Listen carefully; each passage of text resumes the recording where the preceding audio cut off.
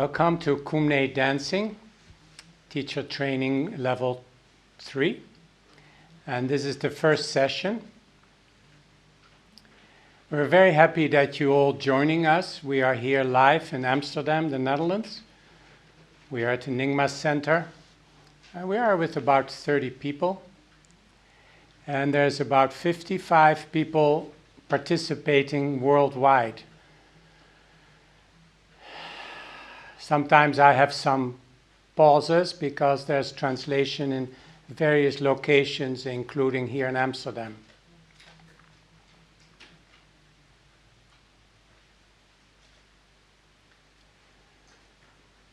It is quite an honor and quite humbling to dare to present these rather new teachings of Rinpoche in the Kumne Dancing. The book is from 2012. The first Kumne book we worked with about 40 years, and even in the last days we still find things that we never saw before. And then we had Joy of Being. We also had a complete training in that book.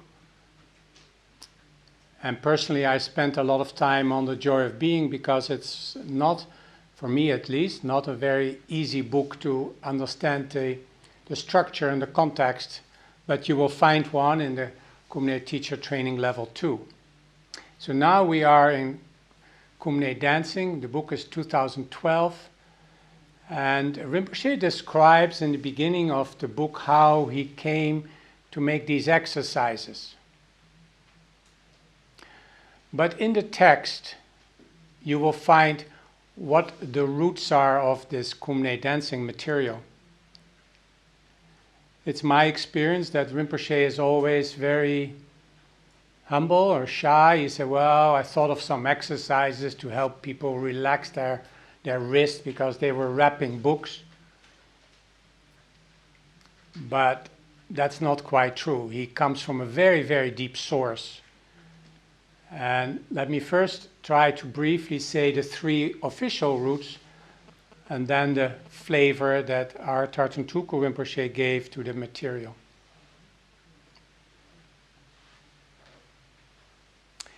So there are three roots that you can recognize in these teachings. And the first one is the yogi tradition.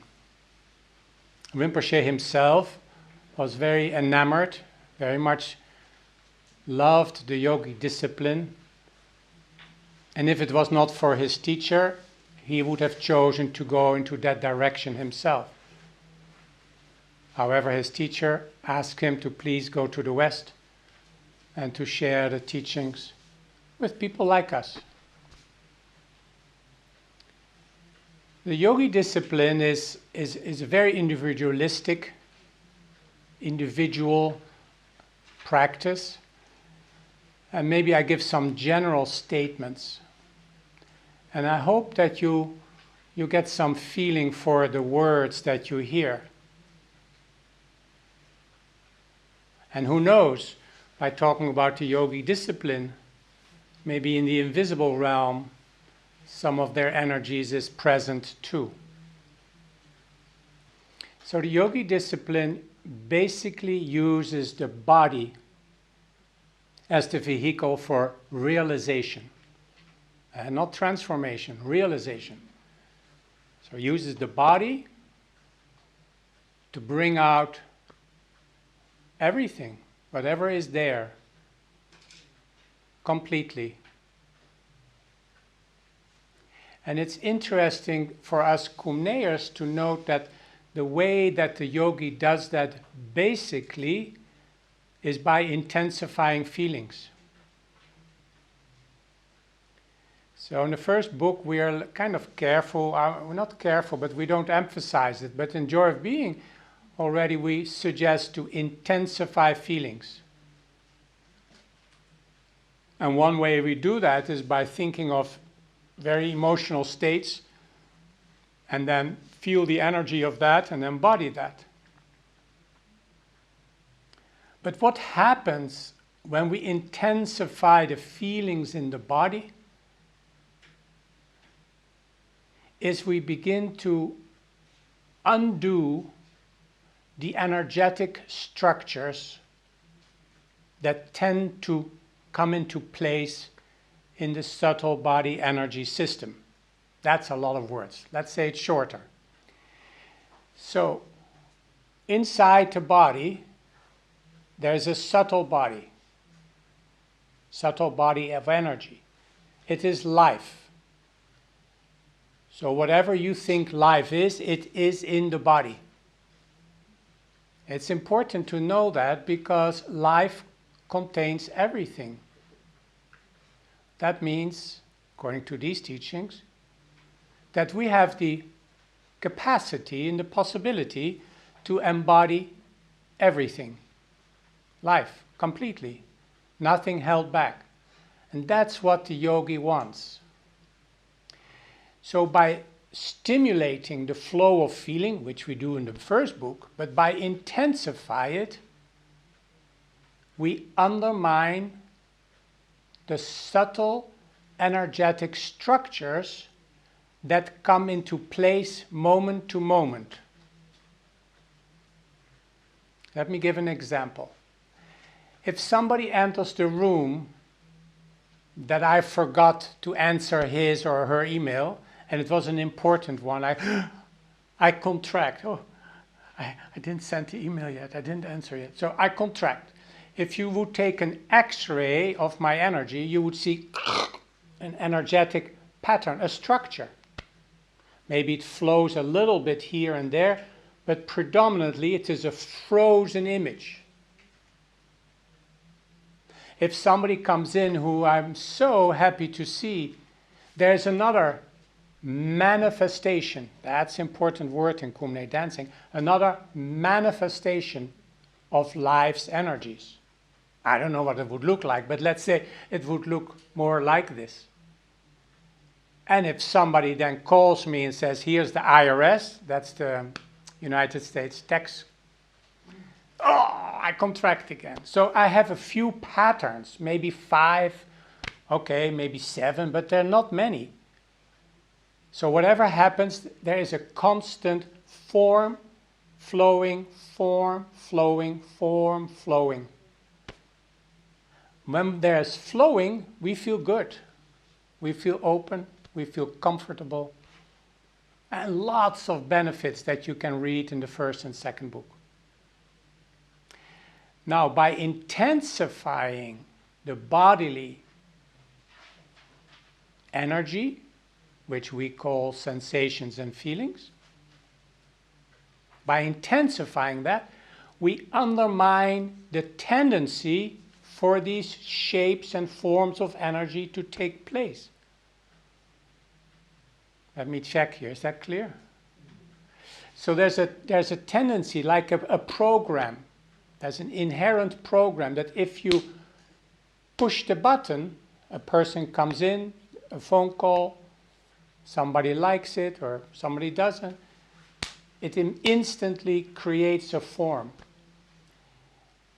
So the Kumne in the first book smoothens that, loosens it up. So after some exercises, you don't know anymore what was your emotional situation before you came to the session. But the yogi discipline goes to the roots of that experience, the root. It's mentioned once in Joy of Being.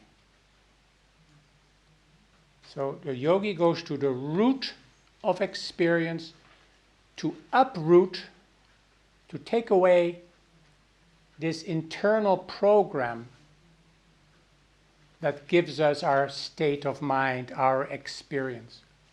That is what he's doing, or she.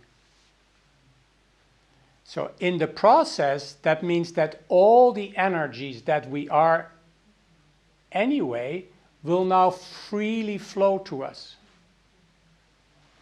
And the main characteristic of the yogi discipline is that the yogi is friends with all of her or his experience.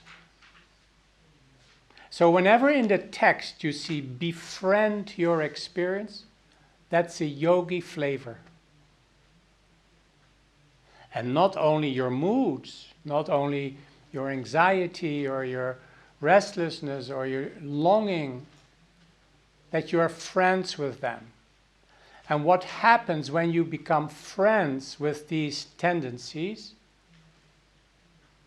They become neutral. They don't grab at us anymore. They become neutral. And the energy that was contained in holding the structure releases.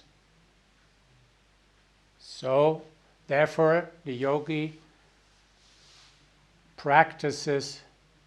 uses the energies of the body for realization, opens up everything, and in the process, he becomes friend with any experience, both internally and externally.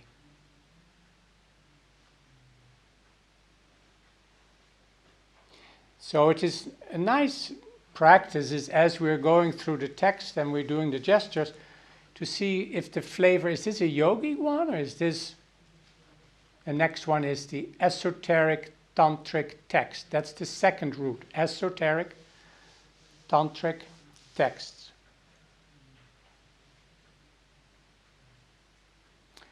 For our purposes, we can say that this refers to wherever in the text is mentioned the word meditation. Now, of course, it overlaps with the yogic disciplines somewhat, but what is really characteristic for the esoteric tantric texts is the experience of non-duality. So that there is no subject orientation anymore. So whenever you are engaged with your activities in life, does it all evolve around the I or the me and the mine? Or are you participating in the whole? And now the subject-object duality relaxes. You can do that in 2 ways or 3 ways. One is to relax the subject orientation. The other one is to relax the object orientation. And the third one is to emphasize direct experience. So the meditation part we will pay attention to, and we're using in the Kumne meditation approach. But of course the book has more steps to that. But what happens when the subject-object duality, the tension that is held within that duality, when that relaxes, Rinpoche calls that the nucleus of self opens up. You might say the heart of the heart, or the within of the within, or the deepest of you opens up. The nucleus of the self opens up. And there Rinpoche describes what you find there. You find deep feelings, skillful talents, and high intelligence. So if you do Kumne, you may discover new interests. Kumne dancing, you may find new interests or things that have always been important to you, but you have kind of ignored it for 10, 20, 30, 40 years. If you would go back to your early childhood, there may be 3 or 4 or 5 very strong, positive, in the sense of meaningful experiences for you. You experienced something maybe as a very young child, 3, 4, 5, 6 years old. You experienced something that was really, well, at that time it was normal, but if you look back, you said that was a very important experience. It's guaranteed because there was no subject-object duality. You were part of the whole. You were part of something larger, and you acted upon that. Rinpoche describes in this book that those experiences are still there, And you want to find them because they will nourish us today. It is not daydreaming. Well, okay, even if you call it daydreaming, doesn't matter. So is there one or two experiences in your early childhood in which everything seemed to be alive, like your clothing?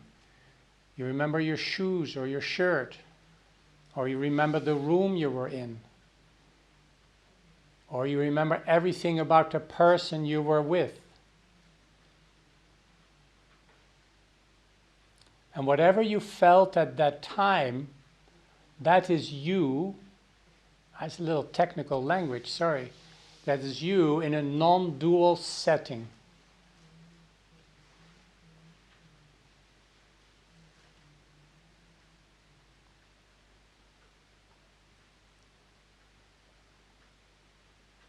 I'm giving a moment to see if it's that easy that you can connect with something like that.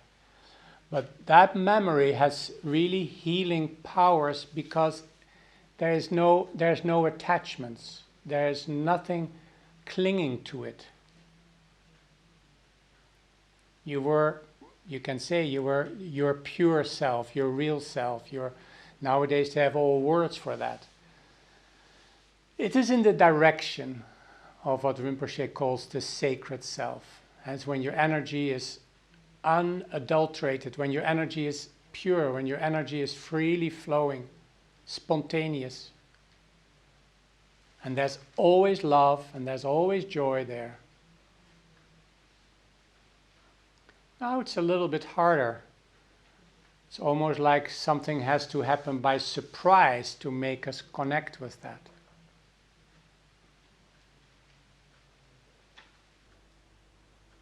And in my personal opinion, a good teacher is one who is able to sense that in you and is able to help you find that within yourself, either by creating a situation or by asking a question or by sharing about him or herself. All kinds of ways to do that. So it's to discover your innate, which means your born sweetness.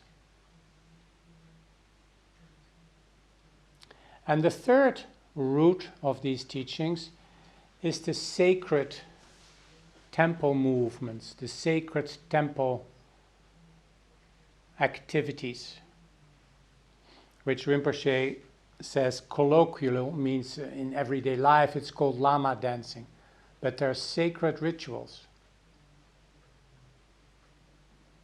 The sacred rituals refer to that the Kumne dancer has an impact on the viewer.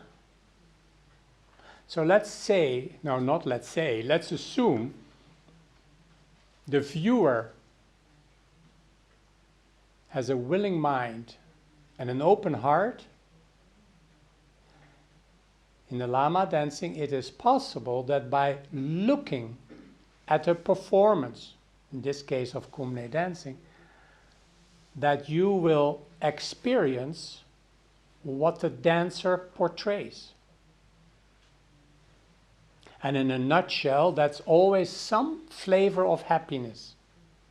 And I've seen this myself. We have done Kumne dancing performances at Ratnaling for 100, 120 people. Maybe 10 minutes, 15 minutes. And it's very true. There was about 100 people who were instantly happy afterwards. Instantly, everybody. This kind of a joy comes out because they're interested, they were open, because it was new too. Nobody had an opinion about it. Let's see, let's feel. So it is actually liberation through seeing. This is not a technical liberation through seeing that is usually described in the visualization process, in the visualization practices of Padmasambhava. But it belongs to that family. You see and you become what you see. When I just presented the Kumne dancing, I emphasized that very much. We would always split up in small groups and we would do it for each other and we could see how that was. And in general, there was, for most people, there was quite an excitement to see, to do and to see.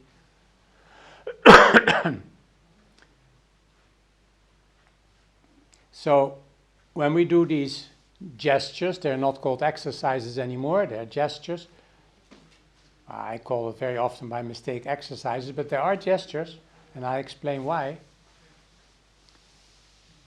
Is when we do a gesture, you can sniff, you can sense from which of these roots is this particular one. And we can just amongst ourselves, without any legality or with any authenticity, we can just discuss and say, oh, is this that one or this one, without discussing the absolute truth of those findings.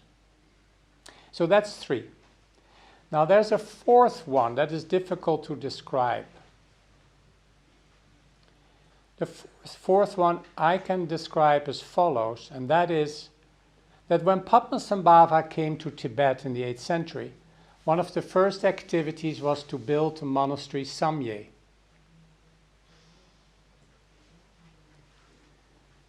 Because the workers got tired, Padmasambhava thought of some exercises that would help them relax. Does that remind you of anything? Yeah. So he thought of it, that's how I was told. I didn't read this, these are stories. Padmasambhava thought of exercises so that people could go back to work refreshed, recharged, invigorated, creative. That was one. He did something else too, but that's not part of Kumne dancing, and that is that every day when they came back in the morning, a lot of what was accomplished the day before was destroyed at night. And there are stories when they came back in the morning to start working, they saw kind of ghost-like figures go back into the walls. And these were the negative forces, the demonic forces of the Tibet of those days. You know, they were destroying at night what was accomplished in the daytime. And one of Padmasambhava's great accomplishments was, which was literal but also very symbolic, is that those forces that were negative and destructive, he had a little chat with them, he had practices, and he turned them around and they became protectors of the Dharma.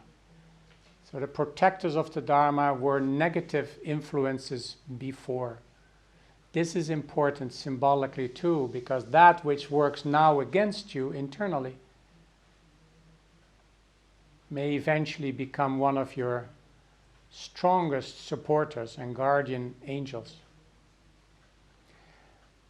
But the exercises that Padmasambhava did, that is the beginning of a long lineage that apparently only a few passed on. It's a specific lineage, and the lineage has the ability, the knowledge, the power, all of that in one, to design practices that will help people realize their potential. There are pictures of Rinpoche's root guru, Choki Lodro, who also shows exercises that people should do. They were not in a book, they were not done before, but there was a group of exercises that this master suggested to his students to do. That ability is passed on to our Rinpoche. So if you put the first 3 roots and Rinpoche's ability, and then us folks, us people here in the West, with our speedy, fast minds, we can use these exercises to rather quickly, not necessarily to realize our potential, but to certainly create the space, the soil for our potential to come forth. What these exercises do is to express the qualities of fundamental openness. So without any inhibitions, without any limitations, without any subject-object, without anything holding back, what would we be like? And to express that, Kumne dancing provides the framework for that. So here are the 4 roots of Kumne dancing. Now a little bit about the program. We will have 3 sessions every time. So about an hour and 10 minutes, and then we have a 20-minute break, and then another hour and 15 minutes or so. We have a 20-minute break, and then we have another hour to complete. So every time 3 sessions. And it is the aim to do most of all the gestures in the book. So that's a lot. That's 76. I don't know if we do them all, but most of them we will. And we will record them, and later we have access to them.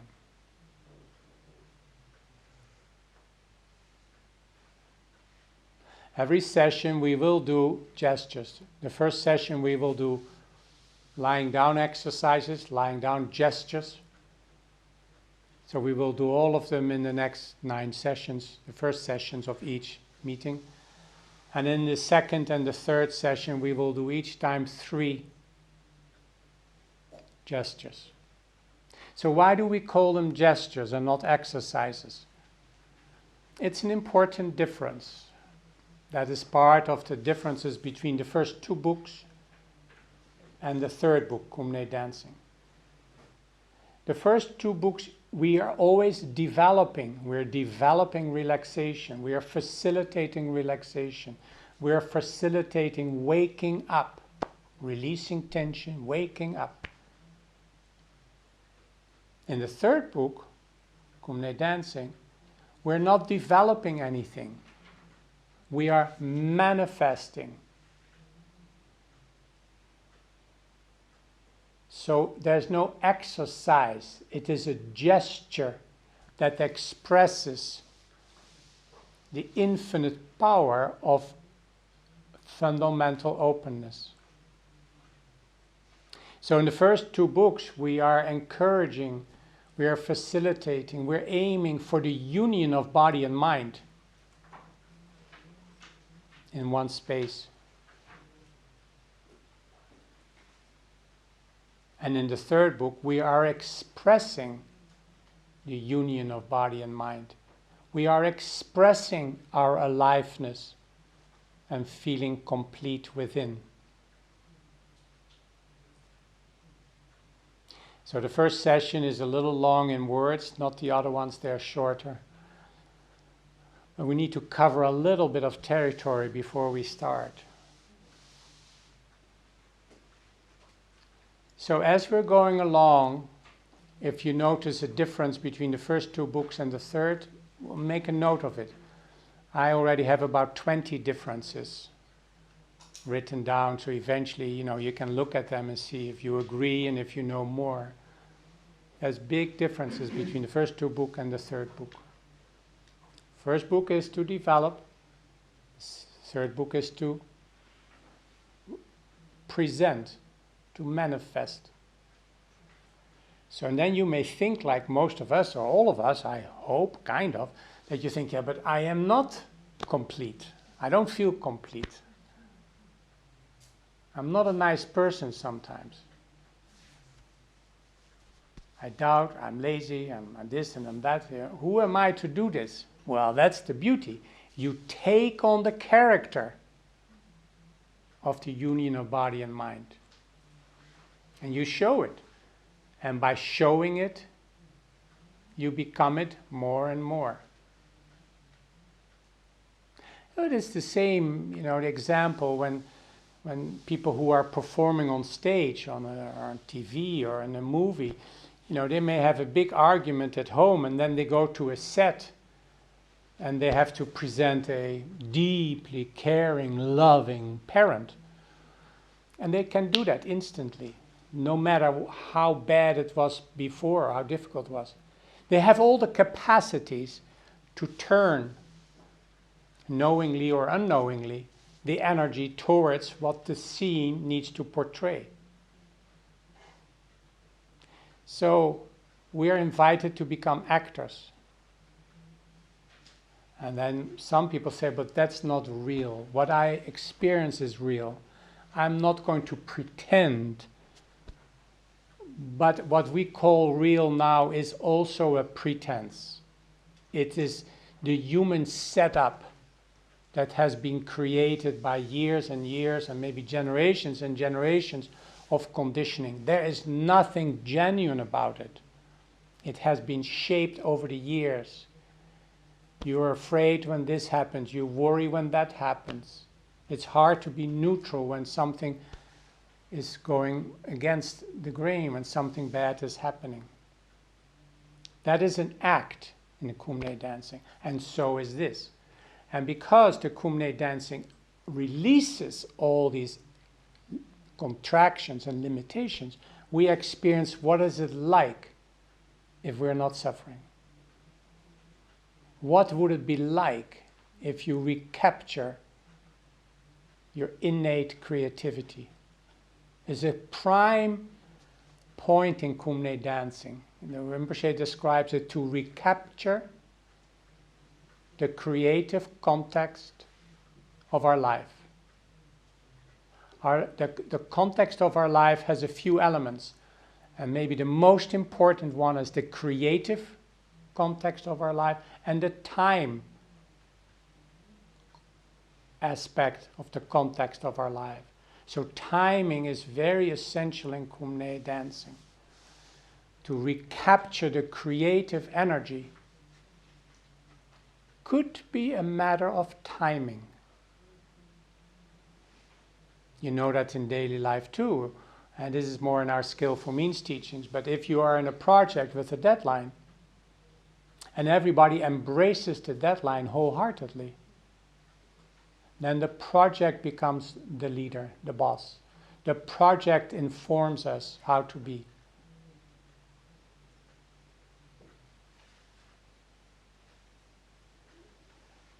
And the timing becomes more and more precise without there a me or you being at the center of running all of this. It's the magic of deadlines, meaningful deadlines. And you can touch this place in yourself where first your worst comes out and your best comes out. Now your worst is just past, it can go. And your best, it's heartwarming to see your best come out. In Kumne dancing, your best will come out. So we call them gestures. Now, and finally, before we do a little bit of the gestures to have a little bit of a transition, the gestures need to be done dynamically. And in the first two books you hear, the whole body does Kumne. Well, here not only the whole body, it's all your passion, all your intelligence, everything you have, you bring to the table, you bring to the gesture. So dynamically express it. And maybe some cultures are less inhibited, to go a little bit further than your inclined, to do it a little more, to exaggerate a little bit. Because you need to go over the edge, and the edge is always self-imposed limitations. So in order to get out of what Rinpoche calls the corral, where you keep horses in, like fenced in, to come out of that, you need to dynamically express it. He says borderline silly.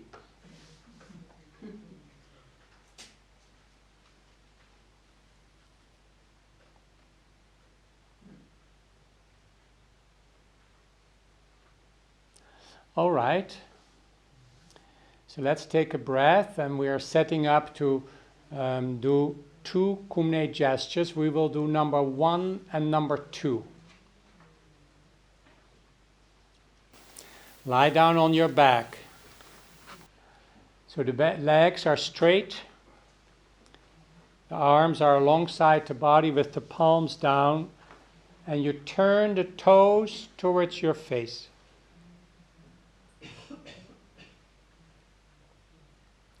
For a brief moment, close your eyes.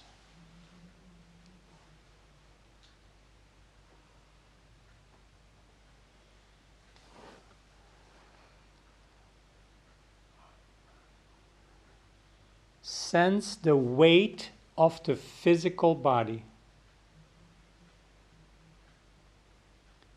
as if the bones, the skeleton, can sink into the ground a little bit.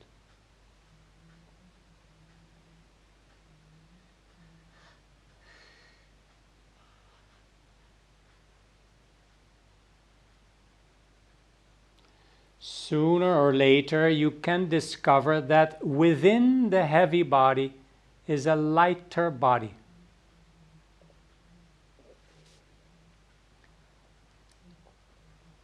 That's the one who's going to dance, using the physical body. So the lighter body within the heavy body, within the physical structure, is the one that's going to dance.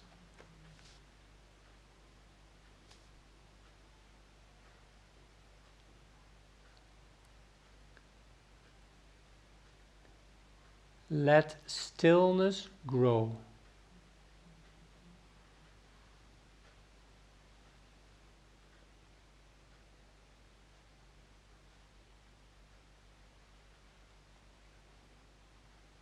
All throughout, your toes will continue to point to your head. Now pull up the right knee, interlace the fingers and clasp them around the kneecap. Lift your head and move the forehead towards this knee, while pushing down the lower back into the ground. This is not merely a stretching exercise, but actually we're integrating the energy fields of the lower and the upper body, enabling them to communicate in an energetic manner.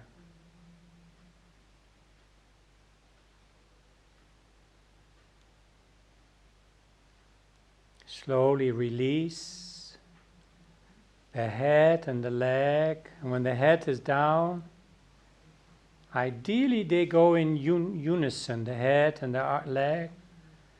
The hands go on the floor again,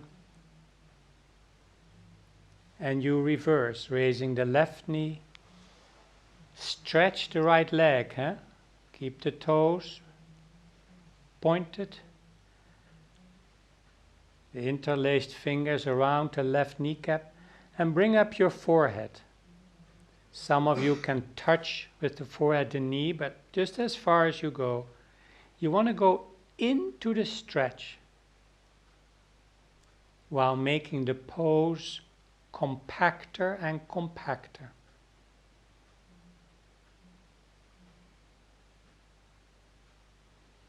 Now see if your head and leg can release in the same rhythm. Don't drop your head. Ideally, they land at the same time. So your head and your foot land. You rest. 1, 2, 3, 4. And you're right again. Go 4 into the pose. 1, 2, 3, 4. I explain the counting later. Hold. 1, 2, 3, 4. Release. 2, 3, 4. Lie down. 1, 2. Join in the counting, just softly, loudly. The other one. Left one. Head and knees close. Release in 4. Let stillness grow. Other arm, other leg. In 4, you go into the pose. You hold.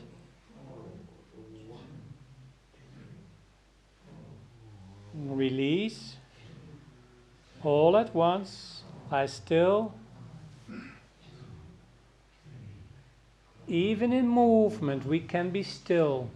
That will come in a few days. And release. Lying still. And right. Compact. Whether moving or not moving, we are still inside. And the left. Hold. Releasing.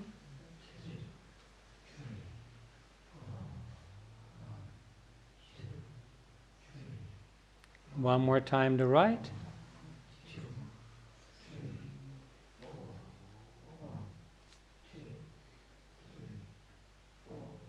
Releasing. Still. And still when you move your left knee up. Still.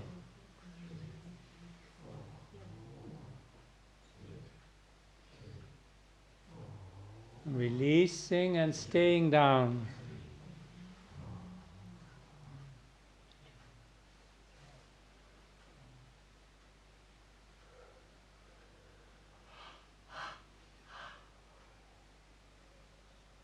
You will see that stillness is a main subject in Kumne dancing. Sense the stillness of the physical body.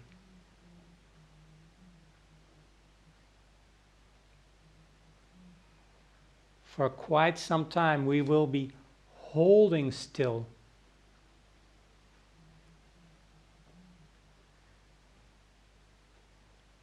But as long-standing tensions within the body are loosened up and smoothed out,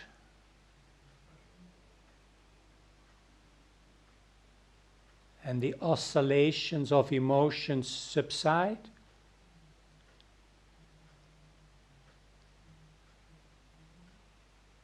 stillness grows. More settled. When on the deepest level there's no more holding, we are ready to dance.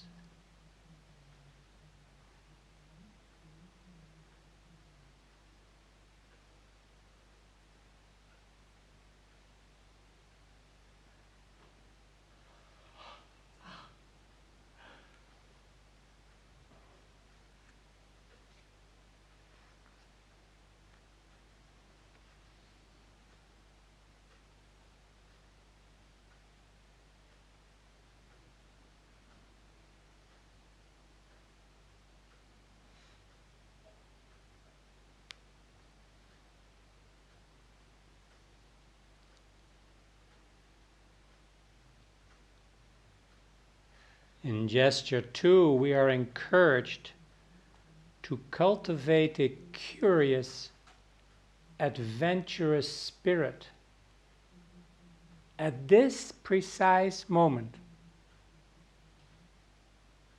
Totally in tune, we can be curious and adventurous in each precise moment.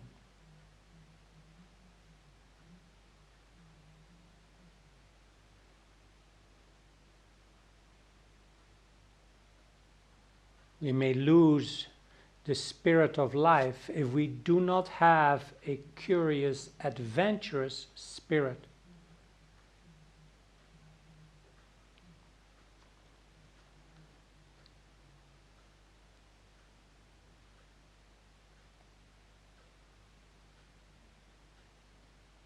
Sometimes the gestures start by saying, introduce mind to the body. But mind and body are already in union if we practice the first 2 books. But again, invite mind. Mind is so fast and so quick. It will stay in the body if there's something happening in the body. Intense bodily sensations will make the mind very interested to stay there. If it's boring, nothing happening inside, of course the mind leaves and goes on for traveling and wandering. The mind will go on to wander and travel. Now open your eyes wide, which is the Kumne dancing posture for the eyes. Open wide and pull up the right knee as high as possible. The arms are on the floor, maybe to the side already with the palms up. Now cross this leg, this knee over the left hip and twist. So your bottom comes not off the ground but twist to the other side while your shoulders, your shoulder blades are on the floor. Turn the toes head to the face. Now the left hand grabs the right thigh just above the knee.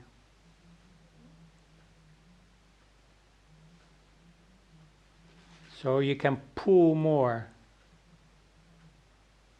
So the left hand grips the right thigh just above the knee, while the right arm remains on the floor at shoulder height, stretching with the palm up.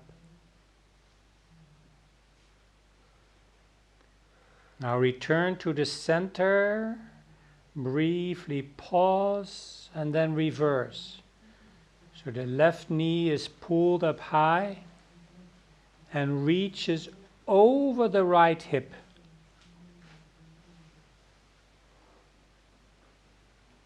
The right hand supports the thigh. The left arm is straight to the side with the cupped palm up.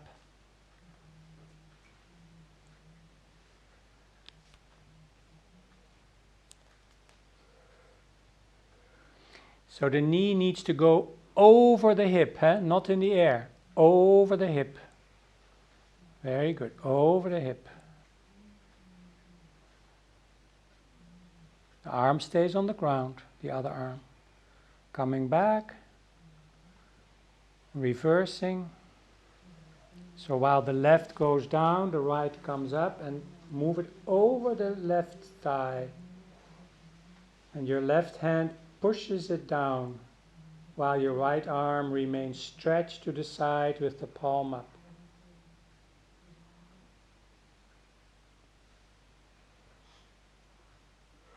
Okay, in 4, we go to the other side. We go back to the middle in 4. 1, 2, 3, 4, pulling up to the other side.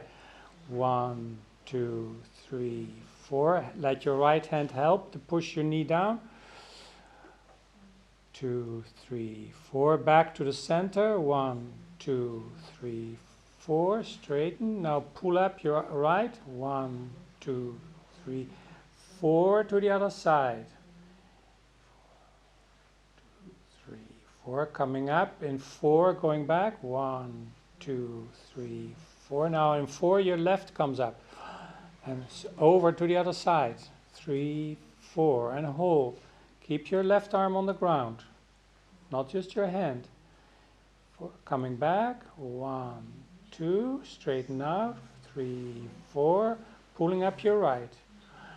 2, 3. And to the other side.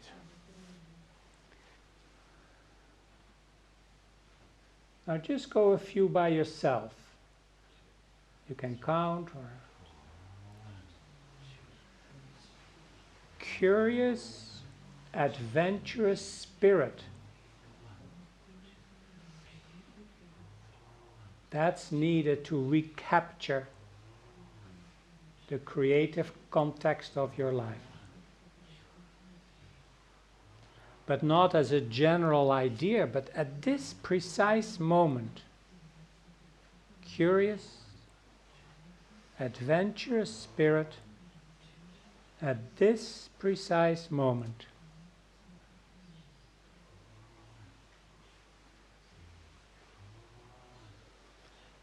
So last time to the right, the last time to the other side, whatever that is for you. Coming back to the center, lying down, bring the arms alongside the body. Let stillness grow.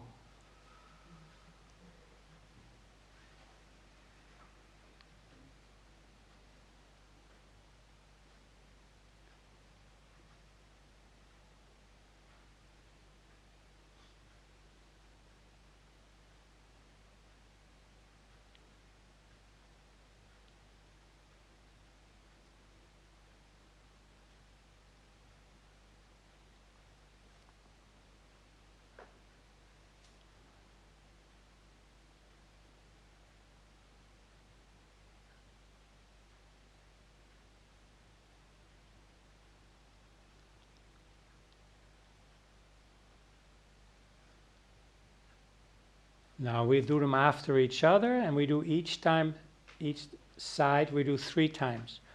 So the palms are flat on the floor in gesture 1. Take a little while. For the first pose in gesture 1, you may want to close your eyes. Remember, sense the weight of the physical body, as if the skeleton goes a little bit down into the ground.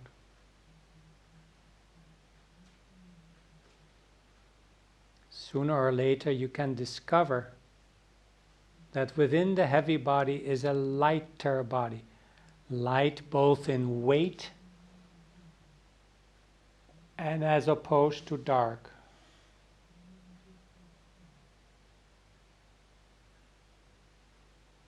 This is going to dance.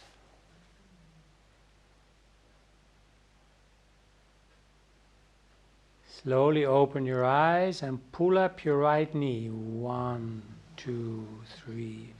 Softly count with me here. Interlace the fingers all in 4 counts. Clasp them around the knee. Lift your head. Hold. Push down your lower back. And in 4 going down. The toes always flexed. Pull up the left. The energy fields of head and lower body are joining.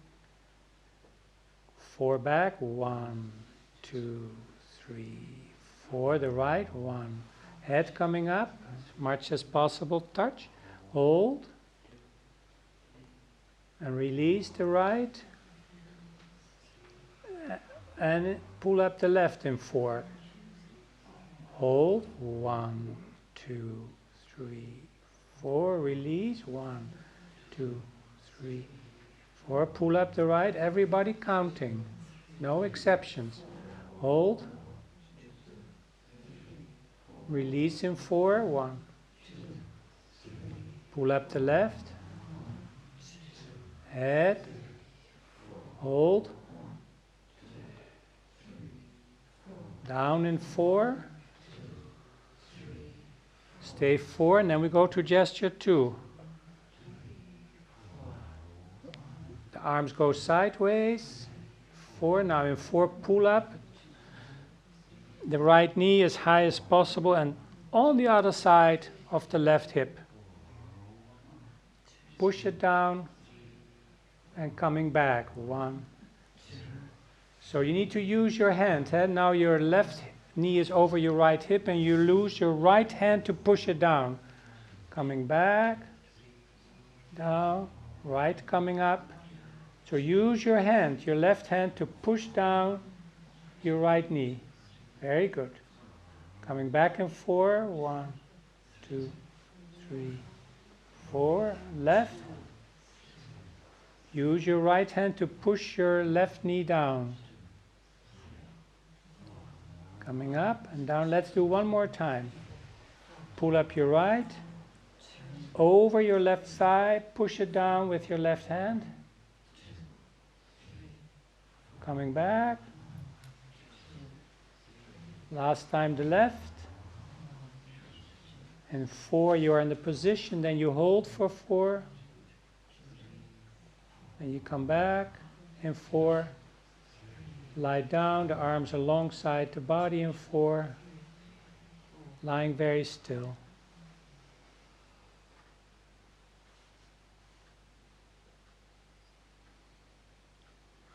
Let stillness grow.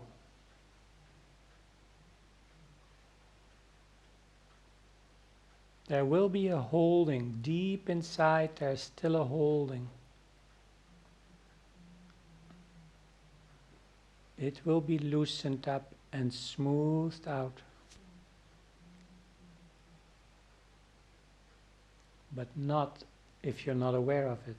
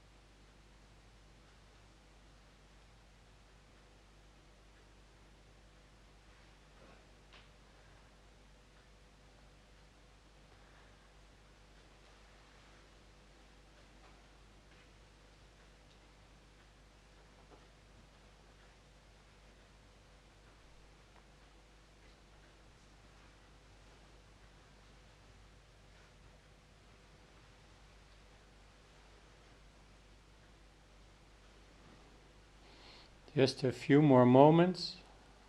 Invite the teachings of Kumne dancing into your body, into your senses, into your mind.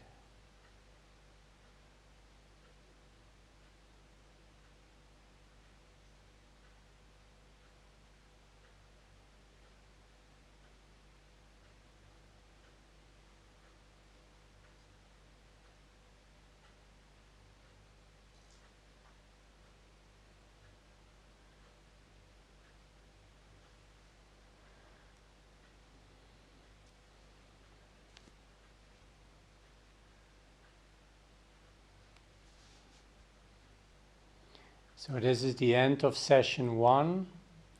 When you come up, please lie on your right side first.